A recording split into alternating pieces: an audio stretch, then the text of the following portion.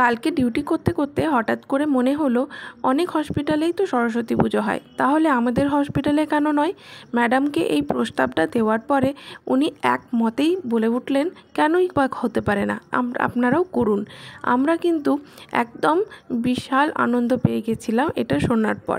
সবাই online transaction করে কোনোভাবে চাঁদা কালেক্ট করে নিলাম, আর তারপরেই শুরু হয়ে গেল আমাদের প্রস্তুতি।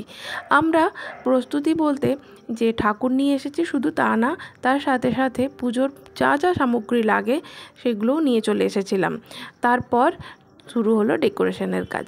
কলেজে আমি অবশ্যই ডেকোরেশনের দিকটাই দেখতাম, আর আমার এগুলো করতে খুব ভালোও লাগে। আমি ডিউটি কমপ্লিট করার পরে তাই আঁকতে বসে গেলাম।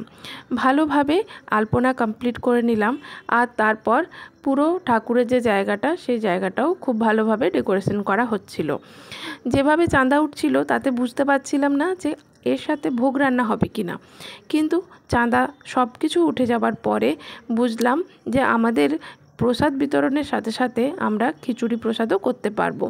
তার জন্য আমাদের লোকজন বলা, তার সাথে কি হবে মেনু ঠিক করা, সমস্ত কিছু এক রাতের মধ্যে কমপ্লিট করলাম। আর সত্যি এইভাবে সবাই উদ্যোগ নিয়ে যেভাবে ঠাকুরটা তো হয়েছে আর পুজো হয়েছে, সেটা আমাদের খুবই ভালো লেগেছে। পরের এপিসোডটা আমি দেখাবো পুজো কিভাবে হলো। টাটা।